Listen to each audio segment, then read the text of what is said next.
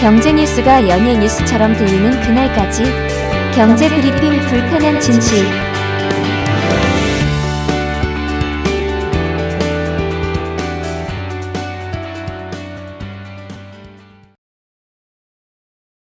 경제 브리핑 불편한 진실 2월 3일 순서 시작하겠습니다. 딥시크의 발전은 AI 발전에 있어 탁월한 성과다. 이게 누가 한 말일까요? 엔비디아의 젠슨 황 CEO가 한 말이라고 하더라고요. 그런데 좀 이상하지 않습니까? 다들 아시다시피 딥시크로 인해 가장 피해를 많이 입은 업체 바로 엔비디아잖아요. 딥시크 출시 직후 하루에만 무려 880조 원 시가총액이 사라져버리지 않았나요? 이는 하루 동안 시총 감소 규모로는 미 증시 역사상 최대라고 하더라고요. 게다가 엔비디아 자체만이 아니죠. 젠슨 황 본인의 자산도 200억 달러, 우리나라 돈으로 30조 원이 허공으로 날아가 버렸거든요. 그런데도 딥시크에 대해서 젠슨 황이 탁월한 성과다, 이렇게 평가했다니 놀랍지 않습니까?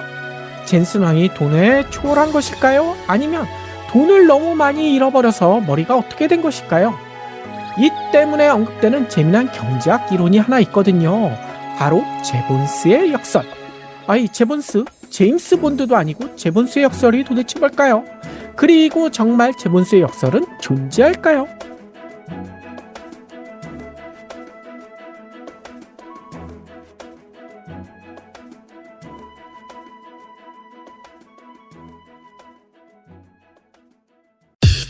EPD의 픽. 이를 알아보기 위해서는 일단 딥시크에 대해서 잠시 살펴보고 넘어가는 것이 좋을 듯해요. 많은 분들이 딥시크란 이름을 다들 들어보셨을 테지만 이 딥시크가 출범한 지는 그렇게 오래되지 않았더라고요. 2023년 7월에 설립된 중국의 AI 스타트업 이름이라고 합니다. 2023년이니까 약 1년 6개월 정도밖에 안 된 회사잖아요.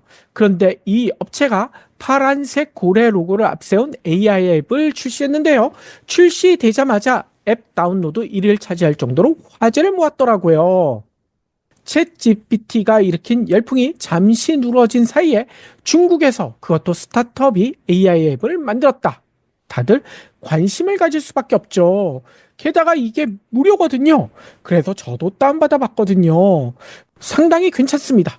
챗 GPT 못지않더라고요. 게다가 딥시크가 주장한 내용 그야말로 충격적이었습니다. 성능은 챗 GPT나 베타가 만든 라마 이것보다도 뛰어나거나 버금갈 정도인데 훈련 비용은 겨우 557만 6천 달러. 우리가 또 따지면 한 78억 정도 되죠. 이것밖에 안 들었다고 주장했거든요. 일반적으로 대규모 언어 모델 LLM이라고 하죠. 이 챗GPT 같은 그런 인공지능을 학습시키는 그 훈련 비용이 수억 달러로 추정되거든요. 근데 딥시크는 겨우 557만 달러. 딥시크의 주장대로라면 훈련 비용이 10분의 1도 아니고요. 100분의 1 정도밖에 들지 않았다는 뜻이잖아요. 이게 정말 사실이라면 대륙의 실수, 이렇게 불러야 되지 않을까요? 그런데 개발 비용만 저렴한 것이 아니더라고요. 이용료가 있거든요. 아니 아까 무료라고 했는데 왜 이용료를 얘기를 하지? 요거에 대해서 지금부터 설명드릴 텐데요. 이 이용료가 상상 초월입니다. 왜냐면요, AI 개발 기업이 돈을 버는 방법 뭐가 있을까요? 앞서 딥시크 무료로 풀었다고 했잖아요. 아니 그러면 돈을 어떻게 벌어? 이렇게 생각하실 수 있는데요. 이 AI 개발 기업들이 돈을 버는 방법 여러 가지가 있겠지만 크게 나눠보면 두 가지가 있다고 합니다. 첫 번째, 챗봇 같은 서비스에 개별 이용자에게 직접 구독료를 받는 거. 챗 GPT 중에 플러스 버전 있죠. 이거 돈 대고 쓰시는 분들 계시잖아요. 이 월 20달러 받아가는 그걸로 돈을 번다는 거죠. 그런데 다른 방법으로도 돈을 벌 수가 있다고 합니다. 그게 뭐냐고 하면요, API. IT에 좀 관심 있는 분들은 다들 들어보셨을 거예요. 어플리케이션 프로그래밍 인터페이스라고 하잖아요. API. 이거를요, 개발자에게 제공해서 그 이용료를 받는 것입니다. 즉, 오픈소스로 공개해 누구나 능력이 있다면 마음대로 이용해라. 대신 이용료는 내라. 이런 거잖아요. 이게 안드로이드 OS와 비슷하다고 생각하시면 돼요. 여러분들이 쓰시는 갤럭시 폰 같은 경우에 안드로이드 OS가 탑재되어 있는데 이게 무료라고 알고 계시잖아요. 당연히 사용자 입장에서는 무료입니다. 하지만요, 삼성전자 같은 경우에는 그 OS를 쓰려면 이용료, 로얄티를 내야 된다는 거죠. 딥시크 같은 AI API도 마찬가지라는 거예요. 딥시크 API를 이용하게 되면 그 이용료를 그 해당 업체에서 내야 된다는 거죠. 그러면 어떻게 낼까? 그 이용료는 사용하는 토큰량에 비례해서 내게 된다는 겁니다. 이용자들이 많이 늘어나서 많이 이용하게 되면 더 많은 돈을 딥시크에 내야 된다는 거죠. 그런데 이런 모델은 딥시크가 처음은 아니라는 거예요. 딥시크뿐만 아니라 기존의 많은 AI 개발 업체들이 이런 방식으로 수익을 올려왔다는 겁니다. 근데 여기서 놀라운 점이 있어요. 그 놀라운 점이 뭐냐? 딥시크가 그 토큰당 이용 요금, 그러니까 이용료를 확 낮췄다는 거죠. 2024년, 그러니까 지난해 발표된 딥시크의 V2 같은 경우, 요번에 발표된 바로 전 버전, 그 같은 경우에는 100만 토큰당 입력 비용이 1위안, 0.14달러에 불과했다고 합니다. 출력 비용은 그것보다 조금 높은 2위안, 0.28달러인데요. 이게 얼마나 저렴한 걸까요? 비교를 해보면 바로 알 수가 있어요. 우리에게 익숙한 미국의 오픈 AI, 그리고 구글의 제미나이, 그리고 엔트로픽의 클로드, 메타의 라마, 프랑스의 믹스트랄, 뭐 이런 것 등은 물론 중국의 AI가 딥시크만 있는 게 아니거든요. AB, 그리고 어니, GLM, 문샷, Q1 이런 것들과 비교해서도 엄청 저렴하다는 거죠. 챗 GPT-4 모델의 입력 비용은 30달러, 출력 비용은 60달러거든요. 근데 앞서 얘기 드린 것처럼 딥시크 V2 모델은 0.14달러, 0.28달러. 어이구, 비교가 되지 않잖아요.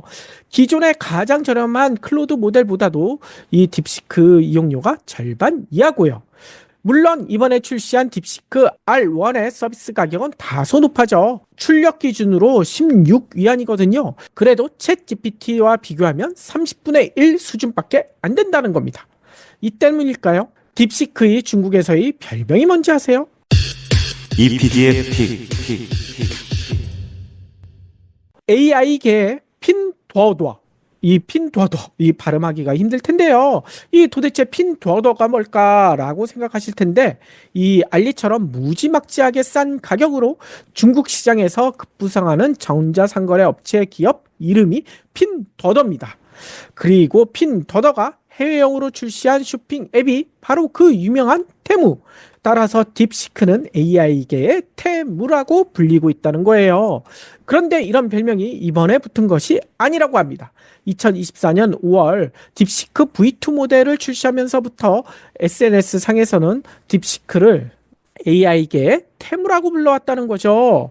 그 이유는 앞서 설명드린 대로 너무 저렴하기 때문에 그런 이유라고 합니다. 그런데 여기서 이게 궁금해지죠. 이렇게 저렴하게 서비스하려면 개발 훈련 비용을 크게 낮춰야 하는데 어떻게 그게 가능했을까요? 설마 소설 3체 이거 읽어보신 분들 여러 가지 거기서 놀라운 장면이 나오는데 그 중에 인간 컴퓨터가 나오잖아요. 그것처럼 엄청난 인구를, 엄청난 사람을 연산 작업에 쓰지는 않았을 텐데요. 그래서 이런 이야기도 나오고 있죠. 중국 공산당이 뒷배가 아니냐, 이런 주장도 있던데요. 아직까지 정확히 밝혀지진 않았지만 표면적으로는 꽤 든든한 모기업의 지원을 받고 있다, 이렇게 알려지고 있더라고요. 왜냐? 딥시크가요, AI 기반의 대형 헤지펀드 하이플라이어의 량원펑이 일반 인공지능 AGI라고 하죠. 요거를 개발한다는 원대한 목표를 가지고 만든 회사라고 합니다. 량원평은 1985년생으로 중국 관둥성 출신이거든요. 근데 2002년 17살밖에 안 되는 나이에 저장대에 입학했다는 거예요. 그리고 전자정보공학과 컴퓨터과학을 전공했다고 하더라고요. 괴짜로 평가받은 랑원평은 공개석상에는 모습을 거의 드러내지 않는 것으로 알려져 있는데요. 해외 유학이나 글로벌 업체 근무 경력도 없다고 합니다. 다만 2008년 글로벌 금융위기 때 통계나 알고리즘을 이용해 투자하는 퀀트 펀드에 큰 관심을 가졌고요. 이미 AI를 이용한 주가 변동 패턴을 분석해 투자에 적극 활용한 것으로 알려지고 있더라고요. 그런데 이게 엄청난 대박을 냈다는 거죠. 이 투자 기법으로 2013년부터 랑원평은 여러 펀드를 설립해 수익을 올린 이후 만든 업체가 바로 하이플라이어 퀀트라고 합니다. 이 하이플라이어는 2021년 기준 자산 운용 규모가 얼마인 줄 아세요? 무려 1000억 위안, 우리나라 돈으로 20조 원을 돌파했다고 하더라고요. 이를 바탕으로 하이플라이어는 2021년 이게 미국의 반도체 수출 제한 이전에 이미 엔비디아의 A100 GPU 10,000개를 탑재한 고성능 컴퓨팅 클러스터를 구축했다고 하더라고요. 이 정도 규모의 컴퓨팅 성능을 갖춘 기업은 중국에 6개뿐이라고 하더라고요. 그런데 이런 놀라운 자본력으로 설립한 것이 바로 딥시크라고 합니다. 대단하지 않습니까?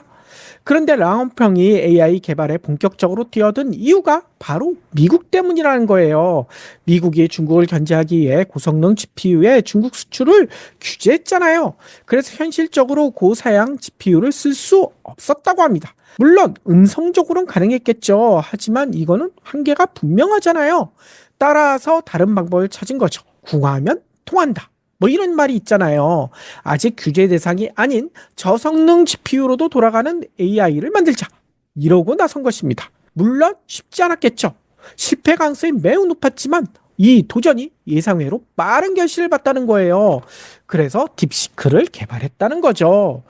이는 마치 문재인 대통령 시절 우리나라 대법원의 강제징용 배상 판결에 불만을 품은 일본이 반도체 소재에 대해서 보복성 수출 규제에 나섰잖아요. 그런데 우리나라가 빠르게 이 반도체 소재를 국산화시켰던 거, 이것과 비슷해 보인다는 거죠. 수출 규제로 오히려 일본 기업들만 피해를 받았었잖아요. 윤석열 정부 들어 수출 규제가 해제됐지만 일본 반도체 소재의 한국 내 점유율은 반토막에서 회복되지 않고 있다고 하더라고요. EPD의 픽. 다시 돌아와서요. 중국이 수출 규제를 뚫고 자체적인 저가형 AI를 개발하자 전 세계가 충격을 받았다는 거죠. 이 딥시크 충격이라고 하는데요. 일각에서는 스푸트니크 모멘텀이라고 놀라워할 정도입니다. 이 스푸트니크 아마 이름들 다들 아실 거예요. 냉전 시절 미국보다 구소련이 인공위성을 먼저 발사했잖아요. 이 미국 상공에 소련의 인공위성이 날아다니는 거 미국인들이 엄청 두려워했다고 하더라고요. 미국 전체가 발칵 뒤집혀졌다는 거죠. 그런데 이때 받은 충격만큼이나 중국의 저가형 AI 딥시크의 미국 전체가 지금 난리가 나고 있다는 겁니다. 이는 엔비디아의 위기로도 불리고 있어요. 딥시크 출현으로 AI 모델 성능을 높이는데 비싼 엔비디아의 GPU가 더 이상 필요 없네. 이런 인식이 커질 수가 있거든요. 이렇게 되면 엔비디아의 실적에 엄청난 악영향을 끼칠 수 있잖아요. 실적이 확 떨어질 수 있다는 거예요. 그런데도 젠슨 왕은 딥시크 출현을 앞서 설명드린 대로 축하했습니다. 탁월한 성과다. 뭐 이런 표현까지 하면서요. 도대체 이유가 뭘까요? EPD의 픽. 바로 제본스의 역사를 믿기 때문이 아닐까라는 생각이 들더라고요. 여기서 제본스, 신고전파 경제학 창시자 중에 한 사람으로 불리는 분이죠. 19세기 영국의 경제학자입니다. 이 분의 이름을 따서 제본스의 역설, 제본스의 패러독스라고 하는데요.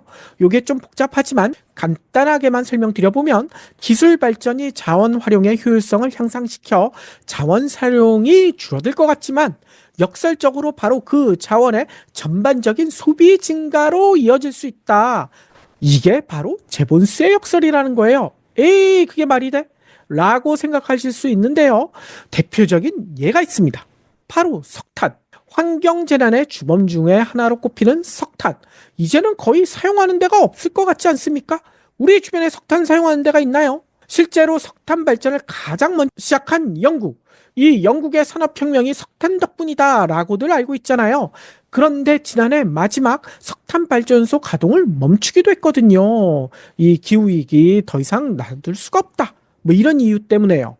그런데요, 놀랍게도 석탄에만 의존했던 1860년 당시와 비교할 때 전 세계적으로 현재 사용되는 석탄의 양 줄어들어야 정상일 것 같잖아요. 근데 현재 측정해 보면요, 1860년보다 무려 4.3배도 아니고요. 43배나 늘어났다고 합니다.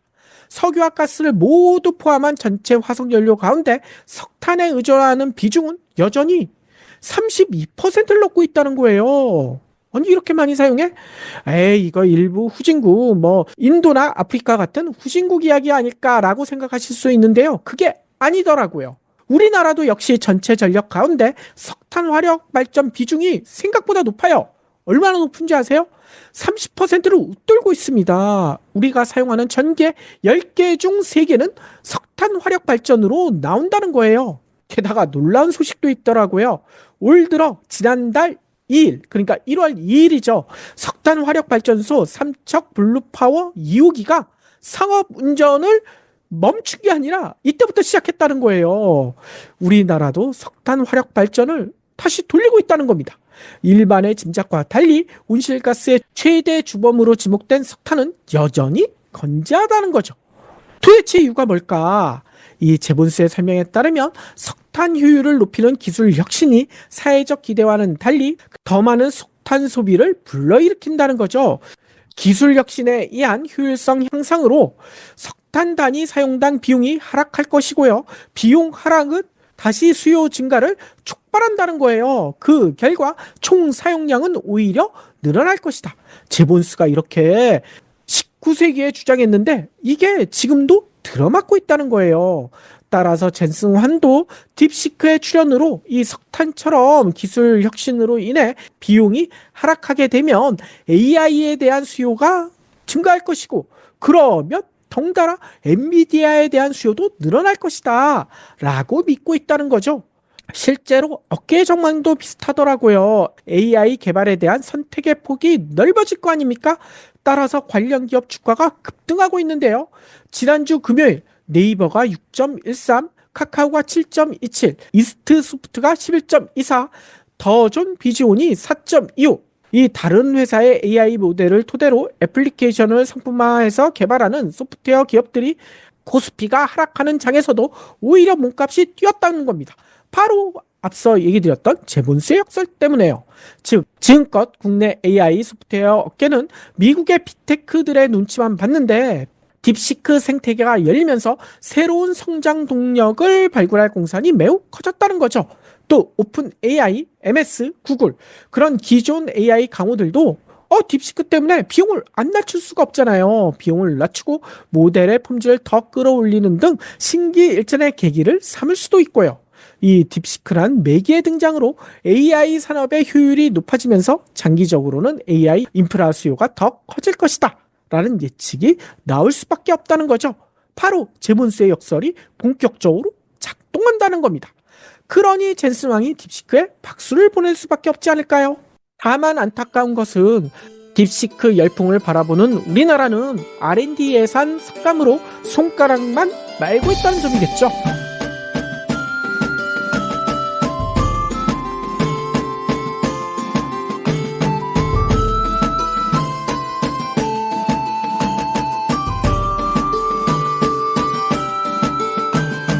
경불진 완주해 주셔서 감사합니다. 하트 투척, 댓글 남기기, 링크 공유, 계좌 후원 등 경불진 2PD에게 힘을 보태주세요. 더 좋은 내용으로 보답하겠습니다.